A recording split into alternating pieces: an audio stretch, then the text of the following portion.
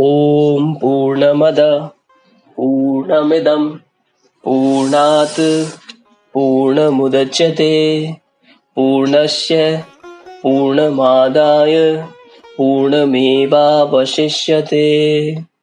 श्री जगदम्बिकायै नमः।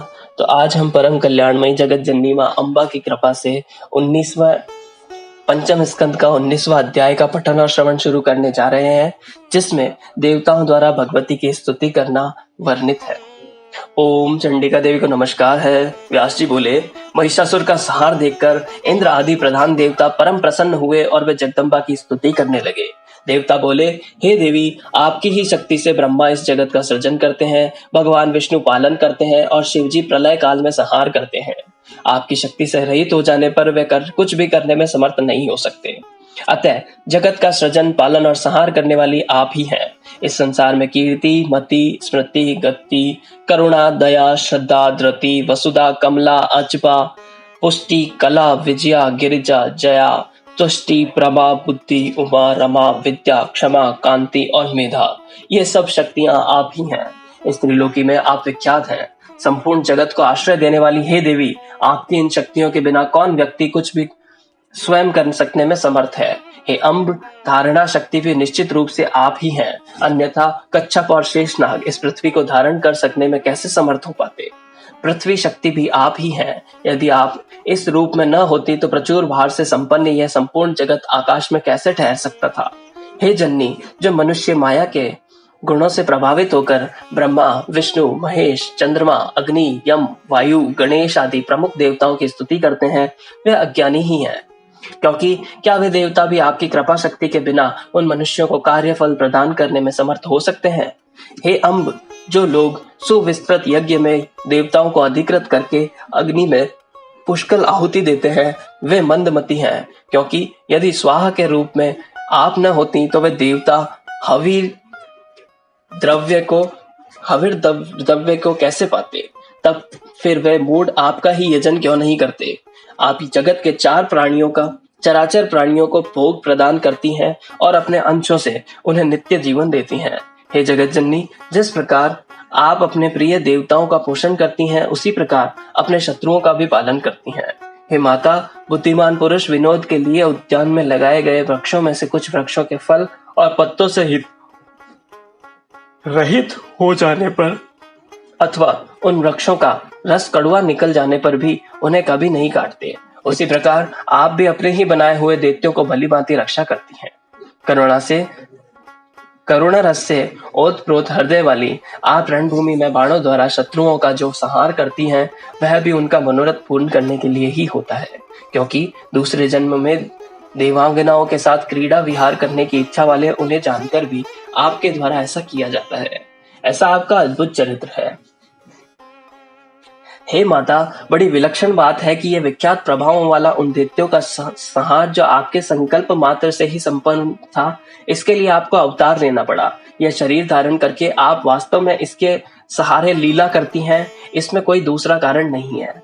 जो मनुष्य इस विकराल कली के उपस्थित होने पर भी आपकी आराधना नहीं करते, अपितु आपके ही द्वारा निर्मित विष्णु, शिव आदि देवताओं की उपासना में तत्पर रहते हैं, वे लोग पुराण चतुर जनों के द्वारा निश्चित रूप से ठग लिए गए हैं। यह जानकर भी कि देवता आपके अधीन है तथा दैत्यों के द्वारा छिन्न भिन्न और प्रताड़ित किए जाते हैं, तो मनुष्य श्रद्धा पूर्वक भूलोक में अन्य देवताओं की उपासना करते हैं। वे मानो हाथ में अत्यंत प्रकाशमान दीपक लेकर भी किसी जल रहित भयानक कूप में जा गिरते हैं। हे माता, आप ही सुखदायिनी विद्या तथा दुखदायिनी अविद्या हैं और आप ही मनुष्यों के जन्म मृत्यु का दुख करने वाली हैं। हे जननी, मोक्ष की कामना वाले लोग तो आपकी आराधना करते हैं, किंतु मंद बुद्धि, अज्ञानी तथा विषय भोग परायण मनुष्य आपकी आराधना नहीं करते। ब्रह्मा, विष्णु, महेश तथा अन्य देवतागण आपके शरणदायक चरण कमलों की निरंतर उपासना करते हैं, किंतु जो अल्प बुद्धि मनुष्य भ्रमित होकर मन से आपकी आराधना नहीं करते हैं, वे संसार सागर में बार बार गिरते हैं। हे चंडिके, आपके चरण कमल से उत्पन्न हुई धूलि के प्रभाव से ही ब्रह्मा सृष्टि के प्रारंभ में संपूर्ण भुवन की रचना करते हैं, विष्णु पालन करते हैं और शिवजी संहार करते हैं। इस लोक में जो मनुष्य आपकी उपासना नहीं करता वह अभागा है। हे देवी, आप ही देवताओं तथा दैत्यों के वाग देवता हैं। यदि आप मुख में विराजमान न रहती तो बड़े बड़े देवता भी बोलने में समर्थ नहीं हो सकते थे। मुख होने पर भी मनुष्य उस वाक शक्ति के बिना बोल नहीं सकता। हे जननी, महर्षि भृगु ने कुपित होकर भगवान विष्णु को शाप दे दिया, जिससे उन्हें पृथ्वी पर बारंबार मत्स्य, कूर्म, वराह, नृसिंह और छली वामन का अवतार लेना पड़ा। तो फिर एक ऋषि के शाप से अपनी रक्षा न कर पाने वाले ऐसे विष्णु आदि उन देवताओं की उपासना करने वाले लोगों का मृत्यु का भय क्यों नहीं बना रहेगा। हे माता, संपूर्ण संसार में यह बात प्रसिद्ध है कि भृगु मुनि के कानन में गए हुए भगवान शिव का लिंग मुनि के शाप के कारण कटकर पृथ्वी पर गिर गया था। अतः जो मनुष्य पृथ्वी पर उन कापालिक शिव को ही भजते हैं, उन्हें इस लोक तथा परलोक में भी सुख कैसे प्राप्त हो सकता है। शिव के जो गणों के अधिपति गणेश उत्पन्न हुए हैं, उन गणेश को जो लोग भजते हैं, उनकी यह शरणागति व्यर्थ है। हे देवी, वे लोग सभी प्रकार के अभिष्ट फल प्रदान करने वाली तथा सुख पूर्वक आराधनीय आप जगत जननी को नहीं जानते। यह बड़ी विचित्र बात है कि आपने अपने शत्रु दैत्यों पर भी दया करके उन्हें तीक्ष्ण बाणों से रण में मारकर स्वर्ग लोक भेज दिया। यदि आप ऐसा न करती तो अपने कर्मों के परिणाम स्वरूप प्राप्त होने वाले घोर नरक में बड़े से बड़े दुख और विपत्ति में पड़ जाते।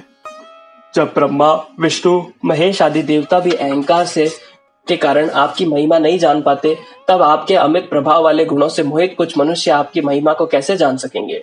जो मुनिगण आपको स्वरूप को बड़ी कठिनता से ध्यान में आने वाला समझकर आपके चरण कमल की उपासना नहीं करते, अपितु सूर्य, अग्नि आदि की उपासना में लगे रहते हैं, वे मंद बुद्धि अनेक विधि के कष्ट पाते हैं। समस्त ऋतुओं के द्वारा प्रतिपादित वेद सारस्वत रूप परामार्थ तत्व को वे नहीं जान पाते। मैं तो यही समझता हूँ कि अद्भुत प्रभावों वाले जो आपके सत्य, रज और तम गुण है, वे ही मनुष्यों को उन्हीं की अपनी बुद्धि द्वारा विचरित करके अन्य प्रकार के शास्त्रों में उलझाकर उन्हें विष्णु, शिव, सूर्य, गणेश आदि का उपासक बनाकर आपके भक्ति भाव से सर्वथा विमुख कर देते हैं।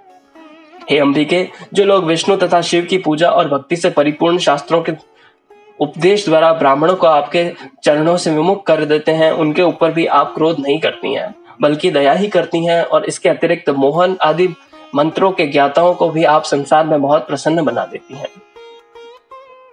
सत्य युग में सत्व गुण की प्रबलता रहती है, अतः उस युग में अस्त्र शास्त्रों पर आस्था नहीं हो पाती, किंतु कली में तो कवित्व के अभिमानी लोग आपकी उपेक्षा करते हैं और आप ही के द्वारा बनाए गए देवताओं की स्तुति करते हैं।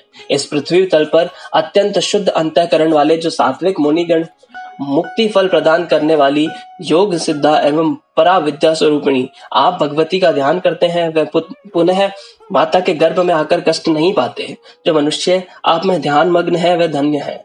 आप चित्त शक्ति हैं और वही चित्त शक्ति परमात्मा में विद्यमान है, जिसके कारण वे भी नाम और रूप से अभिव्यक्त होकर इस जगत के सृजन, पालन एवं संहार रूपी कार्यों को कर्ता के रूप में लोक में प्रसिद्ध होते हैं। उन परमात्मा के अतिरिक्त दूसरा कौन है जो आपसे रहित होकर अपनी शक्ति से इस जगत का सृजन, पालन और संहार करने में समर्थ हो सकता है। हे जगदम्बे, क्या चित्त शून्य तत्व जगत की रचना करने में समर्थ हो सकते हैं? चूंकि तत्व जड़ है, अतः वह जगत की रचना में समर्थ नहीं है। हे देवी, यद्यपि इंद्रियां, गुण तथा कर्म से युक्त, फिर भी आपसे रहित होकर क्या वे फल प्रदान कर सकती हैं? हे माता, यदि आप यज्ञों में स्वाहा के रूप में निमित्त न बनती, तो क्या देवतागण उन यज्ञों में मुनि द्वारा विधिवत प्रदत्त आहुति रूप यज्ञ भाग प्राप्त करते? अतः यह निश्चित हो गया है कि आप ही विश्व का पालन करती हैं। सृष्टि के प्रारंभ में इस संपूर्ण जगत की रचना आपने ही की है। आपने ही विष्णु, शिव आदि प्रमुख देवताओं तथा दिक्पालों की रक्षा करती हैं और प्रलय काल में आप ही संपूर्ण विश्व को अपने में विलीन कर लेती हैं। हे देवी, जब हम देवता आपके चरित्र को नहीं जान पाते, तब मंद भाग लोग भला कैसे जान सकते हैं? हे माता, आपने महिष का रूप धारण करने वाले अत्यंत उग्र असुर का वध करके इस देव समुदाय की रक्षा की है। हे जननी, जब वेद भी यथार्थ रूप से आपकी गति को नहीं जान पाए, तब हम मंद बुद्धि देवता उसे कैसे जान सकते हैं? अब हम कैसी स्तुति करें? विख्यात प्रभाव वाली हे जननी, आपने जगत में महान कार्य किया है, जो कि आपने संसार के अचिंत्य कंटक स्वरूप हमारे शत्रु दुरात्मा महिषासुर का वध कर दिया। ऐसा करके आपने संपूर्ण लोकों में अपनी कीर्ति स्थापित कर दी है। अब आप सारे संसार पर अनुग्रह करें और हमारी रक्षा करें। व्यास जी बोले, इस प्रकार देवताओं की स्तुति करने पर देवी ने मधुर स्वर में उनसे कहा, हे श्रेष्ठ देवतागण, इसके अतिरिक्त भी कोई दुसाध्य कार्य हो तो उसे आप लोग बता दीजिए। जब जब आप देवताओं के सामने कोई महान दुसाध्य कार्य उपस्थित होगा, तब तब आप लोग मेरा स्मरण कीजिए, मैं उस संकट को शीघ्र ही दूर कर दूंगी।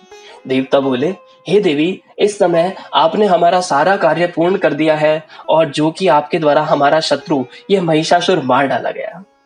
हे अम्ब, हे जगत जननी, अब हम आपके मन में अपने प्रति ऐसी अविचल भक्ति स्थापित कीजिए कि हम सदा आपके चरण कमलों का स्मरण करते रहें। माता ही अपनी संतान के हजारों अपराध एक सह सकती है, ऐसा समझकर लोग जगत की उत्पत्ति स्वरूपा भगवती को उपासना क्यों नहीं करते। इस देह रूपी वृक्ष पर जीवात्मा और परमात्मा की दो पक्षी रहते हैं। उन दोनों में सर्वदा मित्रता बनी रहती है, किंतु उसका तीसरा सखा ऐसा कोई भी नहीं है जो अपराध को सह सके। अतएव यह जीव आप जैसे मित्र को त्याग कर क्या करेगा। देवताओं और मानवों की योनि में यह प्राणी पापी, मंदभागी और अधम है, जो अत्यंत दुर्लभ देह पाकर भी आपका स्मरण नहीं करता। हम मन, वाणी और कर्म से बार बार यह सत्य कह रहे हैं कि सुख अथवा दुख प्रत्येक परिस्थितियों में एकमात्र आप ही हमारे लिए अद्भुत शरण है।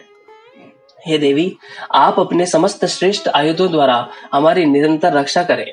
आपके चरण कमलों की धूलि को छोड़कर हमारे लिए कोई दूसरा शरण नहीं है। व्यास जी बोले, इस प्रकार देवताओं के स्तुति करने पर भगवती जगदम्बा ने वहां अंतर्ध्यान हो गई।